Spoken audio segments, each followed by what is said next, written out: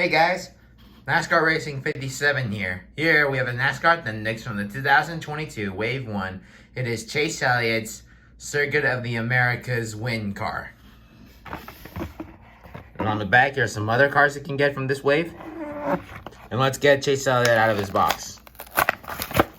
So first, here is the card of Chase Elliott winning the Circuit of the Americas. The first year NASCAR went to the Circuit of the Americas.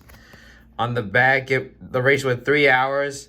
There were a total of 54 laps, and I'm not sure, but it didn't go all the way to 54 laps because of the rain delay, and it was a crazy first race because, well, NASCAR did race in the rain. Here is Chase Elliott out of the box. So Luminar is one of Chase Elliott's new sponsors in 2022, and I think it continued to sponsor him this year.